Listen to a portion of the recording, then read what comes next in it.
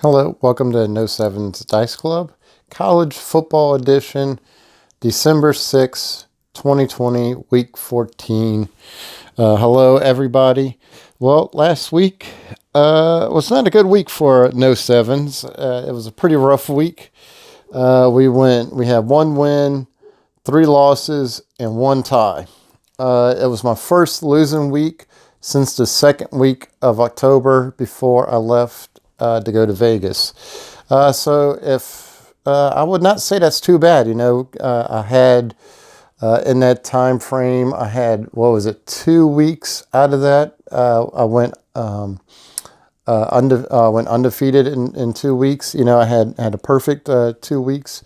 The rest were ties, or some were just a little bit over on the win columns, a couple of ties, some wins over, and then two of those weeks were flat out just flawless victories. But it was my first losing week.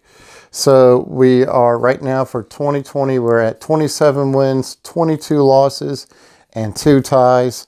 And I just want to go on a rant for a second. So if you want to fast forward this for about a minute, it's okay.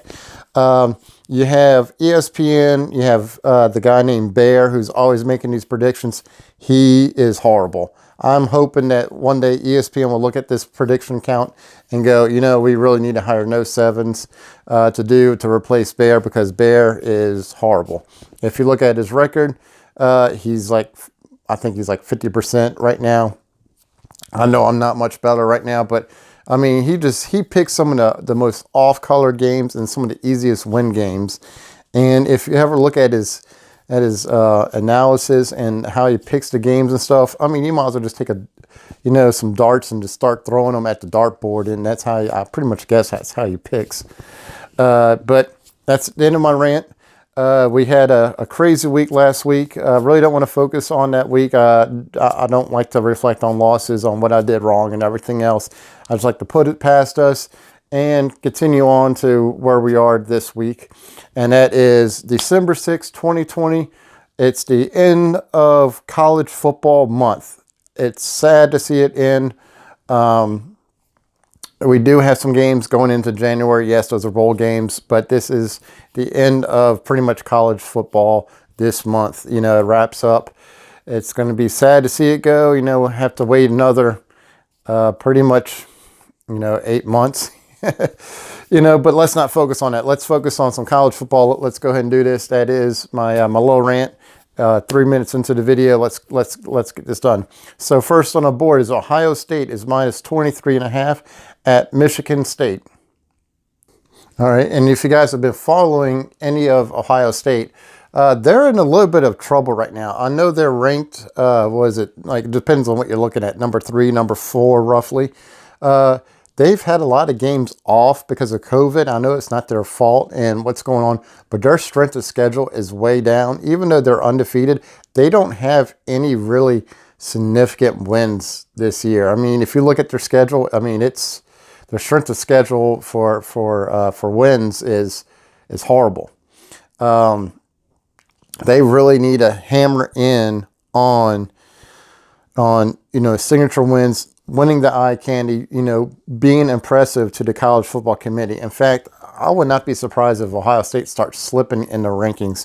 And it's no fault to them, but I mean, they've only played, November 7th, and then they played November 21st. They played Rutgers on November 7th, and then November 21st, they played Indiana. And then they're going to play Michigan State and Michigan. But if you follow the headlines today, I was reading, I don't know, I haven't been able to confirm it, but Michigan has put a stop to all their games. So the game next week might be canceled for Ohio State. So if that's the case, this will be their last game to make an impression to the playoff committee. And I don't think Michigan State's not an impressive team to win against. I mean, they're going to blow the doors off this team. So they really need to dominate this game from beginning to end and score about 400 points to prove that they belong in the college football playoffs. To me, personally, I don't think Ohio State, nothing against Ohio State fans. I really like you guys, and I know I'm going to receive a lot of backlash for this, but if I had to pick between Ohio State and Cincinnati, I think Cincinnati should get in. Will they survive a college football playoff? Probably not. You know, what about a Florida team? No sevens. What do you think about Florida? I think they're going to get murdered in the SEC championship, but do they deserve to go into the game, into the playoff committee? No, because they're going to probably lose to the SEC. So, and Ohio State's probably going to fall back. So I'll probably see a Cincinnati going into that game, into the Final Four. It's going to be really interesting. I do not want to be on that board to know how it's all going to shake out. But what I'm trying to say, getting straight to the point, is Ohio State needs to win this game and win this game big, because they need all the help they can get right now. I mean, they need all the help. Even though they're undefeated, they just don't have the strength of schedule like everybody else, like Bama, Clemson, Notre Dame in there. So we're going to go ahead. We're going to pick Ohio State minus 23.5, and I just would not be surprised if Jim Day goes in there and just scores 90 points, keeps his offense in the whole entire game. You know, first string offense, first string defense, the whole entire game. So we're going to go ahead and take Ohio State minus 23.5. I mean, they're just really going to need some help. Next up, we have Clemson going to Virginia Tech. This is going to be a really interesting game. Virginia Tech is a pretty good middle-of-the-road team. And if you saw anything, because Clemson was out of, I think they were out of, they had not played football in 3 weeks, if I remember correctly, because of all the COVID issues and everything else. Yeah, their last game was when they lost to Notre Dame. And then the Florida State game got postponed. And so they went in there to they played Pittsburgh. And I was listening to the radio. I couldn't see the game because I was working. But I was listening to the game. Clemson scored 31 unanswered points, or 31 points. I know it's 31 points. I think it was in the first quarter. It might have been the first half. First quarter, somewhere around there. I was trying to catch up on all the highlights of the game, and I couldn't hear it all. But they just went in there and just totally dominated like they were supposed to, and ended up winning the game 52-17. That was our one win. Our one win for that game, or last week. That was it, because we picked the over. Clemson, has Trevor Lawrence back. It looks like they're on a collision course to meet up with Notre Dame again, which is going to be really interesting. Hopefully, Trevor Lawrence is in for that game, and all the pieces. I know they've been struggling with COVID and everything else, trying to make sure all their players for Clemson is healthy. Virginia Tech is a good middle of the road ACC team. They're going to play at Virginia Tech. They always play a little bit better at home, Virginia Tech does. And Clemson is minus 21. But I think the way Clemson needs to play, and the way they need to keep on dominating teams to make sure that they have a chance, just in case, I'm just saying, just in case, Notre Dame beats them, or if Clemson beats Notre Dame coming up in that head-to-head matchup coming up in a few weeks, what's going to happen? They're going to have to start looking at strength of schedule, how they're winning in fashion, form, and everything else. So with the eye candy and the analytics of it all, I expect Clemson to roll this team pretty good. I expect pretty much the same game like we saw last week against Pitt. I expect it to be 52-14, maybe 20. Virginia Tech can score points. That's not the problem. It's just that if Clemson's keeping the first string all the way into the fourth quarter, because Virginia Tech could sneak back into this and break that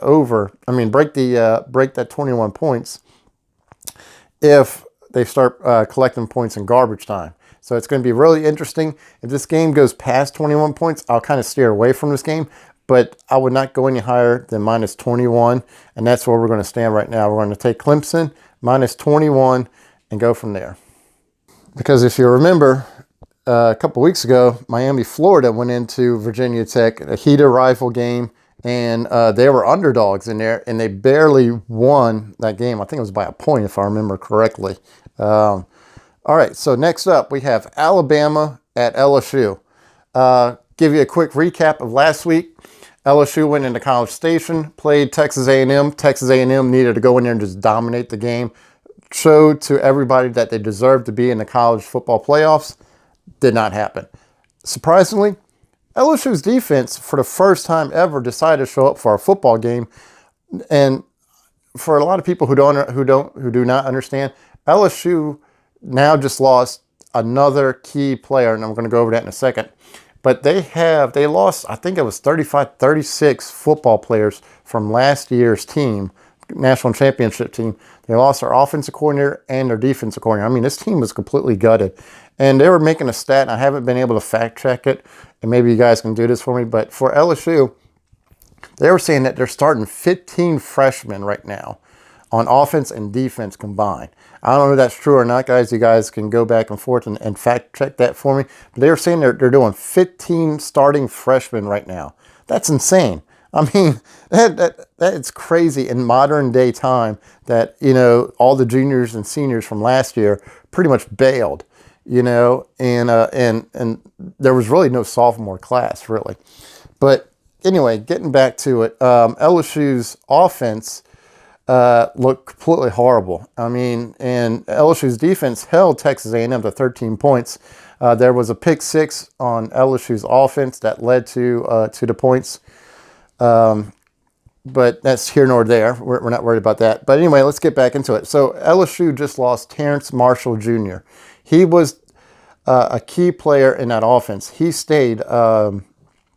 Jamar Chase, who's a sophomore, and he'll be he was a junior. No, he was a sophomore last year, and he was a junior this year. And so he's eligible. He sat out the season because he's going to go ahead and go into the NFL draft. Jamar Chase had that option too to go into who's a wide receiver. Jamar Chase is a wide receiver. Terrence Marshall Jr. is another wide receiver. He decided to stick around, play, even though he was hurt a few games last season. He came back this season to come play and represent the team really well. He did a great job, and then he made a statement before the Texas A&M game. He says, "Look, guys, I'm here with you to the end. You know, we started this. We're going to finish this together. We're all about team. We're all about being united together." And he scored the only touchdown for LSU late in the fourth quarter. And he was the only positive fact. I mean, all the other freshmen all the other wide receivers are all freshmen pretty much. He kept it in there. He was playing, and then something happened. And on Sunday night, he says that he's taking a leave of absence. He's quitting on the team, and that he's just going to go ahead and start preparing for the draft. I really can't blame him, but it's sad to see that he's quitting on his team with only 3 games left, and then he can focus on. But he is projected to be a first round, maybe an early second round pick for a wide receiver. So I wish him lots of luck. Thank you for being there, doing everything you had to do. I would have liked to see you continue on for those 3 weeks. But that's my rant. Getting back to Alabama and LSU. If you guys saw the Alabama game, for against Auburn, I mean, Alabama just dominated the whole entire game. They just imposed their will whichever way they wanted to on Auburn, and we knew it was going to be like that. And I told you guys, Alabama was just going to manhandle Auburn. Alabama was going to manhandle LSU. LSU has 0 offense. That's the reason I was spending a little too much time on the wide receivers, is because now that Terrence Marshall Jr. is out of the picture, their number 1 wide receiver for LSU right now is gone. They have a freshman quarterback playing, whether it would be TJ Finley or Max Johnson. It's loaded with freshmen, and then you have 2 sophomore running backs right now for LSU. Bama is just going to absolutely just steamroll LSU. I am an LSU fan. I tell you guys that all the time. And this is a heated rival. And this score, I pretty much suspect that and Nick Saban's got something out for LSU. He does not like to lose to LSU. There's something very personal about his bitterness towards LSU. I don't know if it was the way he left LSU, or if it was he tried to come back and LSU did not want him back before he took the Alabama job. I really don't know. But there is something very special that Nick Saban circles on the calendar every year about LSU. And he wants to impose his will. He wants to dominate this game. He wants to control and make a point every single year that his team is the best team in SEC West. And to prove it, he just dominates LSU. Last year was the first time LSU won in 8 years against Alabama. This is just going to be, I'm not even probably going to even watch this game come Saturday. But I expect Alabama, I expect the score to probably be Alabama 45, LSU 3 points, 0 points. I don't even expect I'll be really shocked to see 10 points. LSU was scoring this. Alabama 50, 60 points easily. They're just going to roll LSU all over the place in their own stadium. It's not even going to be much of a contest. Alabama all day long. I'm going to pick them on my bully picks. I don't even really need to go over anything on the Alabama side because we already know how talented they are. Number 1 team in the nation. Alabama's just going to keep on rolling and go from there. And maybe I shouldn't spend so much time, but I really wanted to talk to you guys about Terrence Marshall Jr. And I'm really happy that he stayed, and I wish he could have finished out those 3 games. But all right, I'm done ranting about LSU. All right, so here we go. My dark horse pick is Miami is -16 going into Duke. Now, if you guys have been following anything about what I've been talking about Miami, Florida, I picked them as the number 3, number 4 team. They're kind of sliding down on the favoritism scale of no 7s. I kind of have North Carolina State leapfrogging Miami, Florida as far as my personal power rankings and everything else. Miami, Florida is not putting away anybody in solid fashion like they should have. They should be the number 2 team in the ACC. Well, it's not going to happen this year because you got Notre Dame in the ACC this year. So, and it should be the number 3 team. Nope, NC State is. So, and then North Carolina. We can't forget about North Carolina. North Carolina is playing really good too.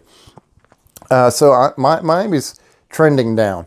Duke is flatline. They're still a good team. They're hanging in a lot of teams. If you look at their record and everything else, who they've played, we're gonna give me 1 second. If you look at Duke, who they've played, and I'm going as fast as I can as far as my internet. This is some of the games they lost to. They lost to NC State 20-31. You know, they lost by 11 points. They lost to Notre Dame. The score was 13-27. They lost to Boston College 6-26. The reason why I'm bringing all this up, there is losses, but there is points scored. And that's what we got to look at. We can't look at the record. We got to look at points scored. They're going to keep this game very close. Miami has -16. They're not blowing teams away at all. They're not winning in dominating fashion like they should be. You know, should be like the number 3 team in the ACC. If you look at everything, they beat Pitt 31-19. They beat Virginia 19-14. NC State 44-41. Virginia Tech 25-24. You know, there is no dominating performance in their last couple of weeks. Yes, they've had a lot of players out with COVID. They're still having a lot of players in and out with COVID right now, but they really haven't put all the pieces together with all their star power and key players. I know that is one factor that we got to keep that into when we're picking this game. But because they have not been able to play, their last game that they've played was on November 14th. This is their first game back. And if, let's just say, all their key players are back, they haven't played together. So they're going to be a little out of sync and everything else. Duke is going to keep this game pretty close. I expect Clemson. I expect Miami to win this game, but 16 points is way too many. I expect Miami, Florida to win this game by 14 points. So I'm going to pick Duke as my dark horse, and we're going to take Duke +16. Alrighty, guys, and then we have our bully picks. We have our money line picks. This is straight up wins. I get all sorts of questions about this all the time in my comments and in my emails. The bully picks are just money line picks. This is who we're going to pick just for easy wins. I get them all the time. Why do you do this? You only win $3 or $4. It all depends on how much you bet. Like I said, throw $20 on there, you know, and win, you know, $10 back. You know, you win $30 total. You get $10. go buy yourself a slice of pizza and a beer. Anyway, so we have bully picks is Florida, Georgia, Ohio State, Clemson, Bama, and Miami is going to be a little bit of our risk because you never know who's going to show up for Miami. But we threw them on the bully picks too. We think that they're going to win this game, should win this game. So that's going to be who we're going to pick: Florida, Georgia, Ohio State, Clemson, Bama, and Miami.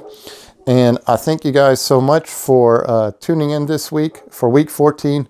Try to finish out the month of December very strong and get ready for these last couple of weeks because it's going to be a roller coaster ride, and get ready for bowl season.